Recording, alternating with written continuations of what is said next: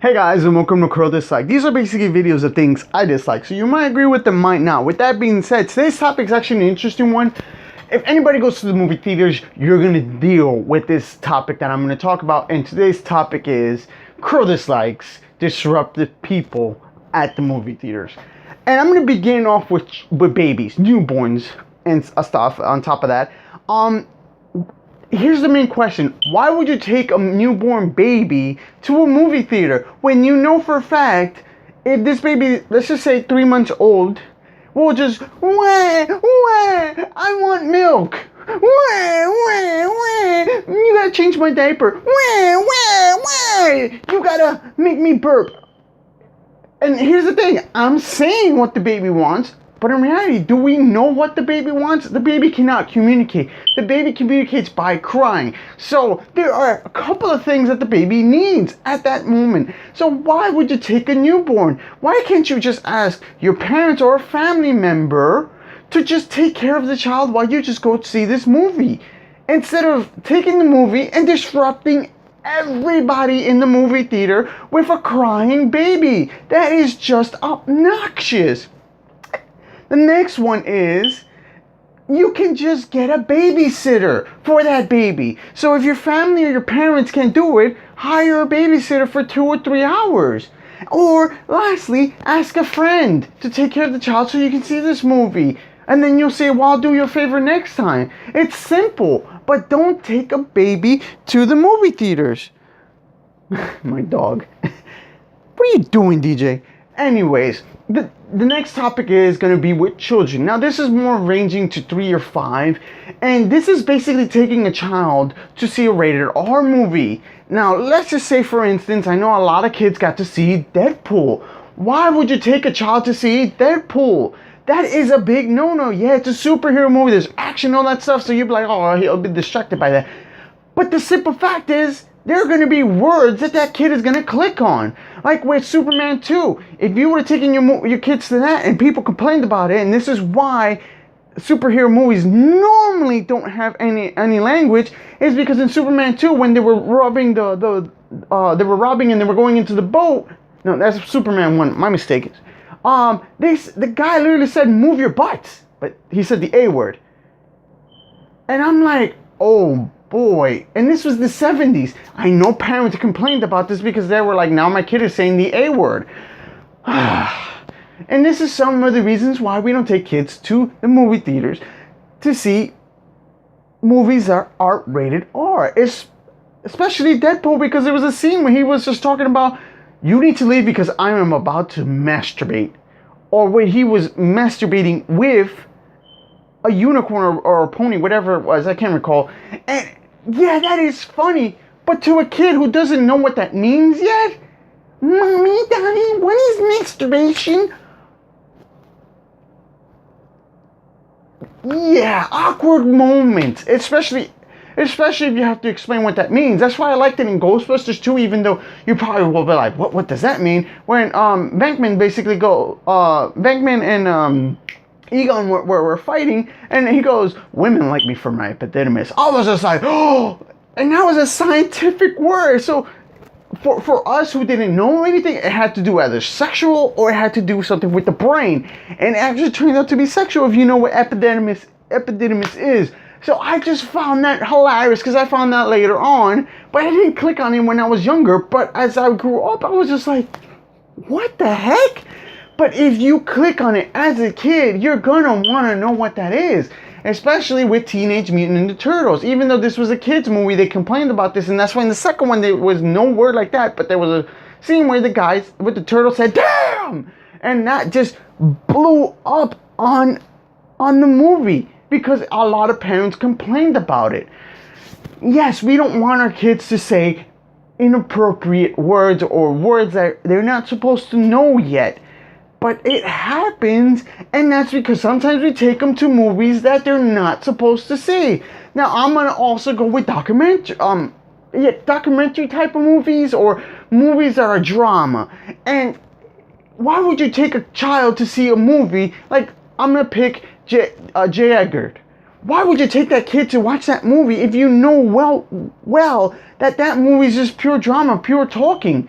It's like them watching Pulp Fiction.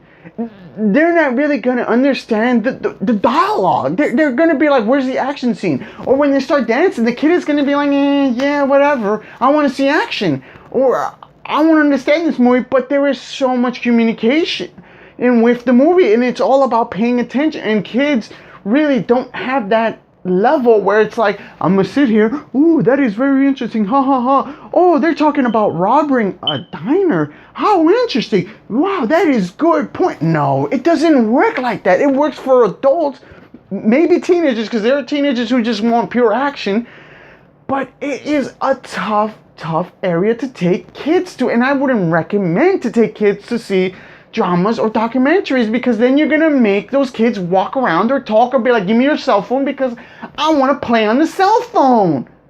And that is obnoxious. That disturbs other people. Now, I don't understand the next subject that I'm going to talk about is I don't understand why you will pay $10 or $13 if it's 3D or $15, whatever. I know it ranges for $8 to like $15 depending on the type of quality movie you're seeing. $7 if you're going early. I mean $8 if you're going really early, but it is $10 normally. But why would you pay, regardless, all this money to see a 2-hour movie, let's just say, and then you go on your phone and start texting? And if I'm next to you, that is obnoxious. It's like put away the phone, because it's very rude. And especially if you're sitting more on top and all of a sudden you're watching something and then there's this light right in the bottom of you. And you're like, what the heck? And that happened to me when I went to see Incredibles 2. I couldn't believe how many people were on their phones. Instead of watching the movie, they were on their phones. And it wasn't like 2 or 3. It was like 10 people that were on their phones. And I just kept noticing that from the bottom vision, because the movie was like this, but the bottom vision of mine, I kept noticing these lights pop up. That is very rude and obnoxious. Why would you pay to see a movie if you're going to be on your phone? You might as well rent it from a movie at home, or go to those people who go CD, DVDs and buy it from them, instead of wasting my time making me notice you at the movie theater. And instead of paying $10 for the movie, you pay $5 to the CD, DVD person, and you get it bootleg. But don't disturb me while I watch my movie. It's very, very obnoxious. And especially if you start talking on the phone. That is even more rude. These are just situations where they're just bad. When people start talking, it is bad. Like my girlfriend and me, there are certain times we watch a movie and she doesn't understand something, and I tell her like this, I just start whispering. But it could be a little annoying if the person next to me gets disturbed by it. It's not going to be annoying to everybody, but it basically eliminates the fact that I'm talking this loud. I'm talking like this. So you guys don't hear me. And it's perfectly fine. But if you start talking, oh yeah, I'm going to be there tonight. Like, seriously, dude, get the F out. Get out and go on your phone. But don't disturb us while in the movies. Now, another topic that disturbed me, and this one really, really aggravated me. And I was with my best friend. My best friend was sitting right here next to me, and I was on this chair. And then I had a kid behind me. And this happens with adults too, where they start kicking your chair. And all of a sudden you're just there and I was literally for half an hour watching this movie, telling the person, can you stop kicking my chair? Can you stop kicking my chair? It got to the point where my best friend literally turned around, got up and said, is there something wrong with your leg? And that's when their parents just basically, yeah, my best friend disturbed the movie. But the simple fact is, this person, this kid, was kicking my chair over and over and over. And I was getting aggravated. And to the point, my best friend is also getting aggravated because I keep saying it. Stop kicking my chair. Stop kicking my chair. And like they didn't pay attention. My best friend, since he's such a big dude, I guess they just got afraid. And then the parents were like, stop. That's when the parents said stop. But you can't listen to me when I'm saying stop kicking my chair. Like, seriously? Seriously? I've been saying it for half an hour until my best friend said something, then you stop. That is really, really, really obnoxious. Don't kick people's chairs, because then you become just a rude person from there on. And lastly, if you're going to take your kids to see a movie, make sure it's a movie that they're going to be interested in it. Because I went to see The Incredibles 2, and I had this really, really obnoxious little girl not even sitting next to me. She was sitting on her father, then she went to her mother, her father, her mother, and she had her brother and sister in the middle between the parents, but she just kept moving back and forth, and I kept paying attention to that. Like, stop, just stop. Like, really, don't take kids to a movie that they're not going to be interested in.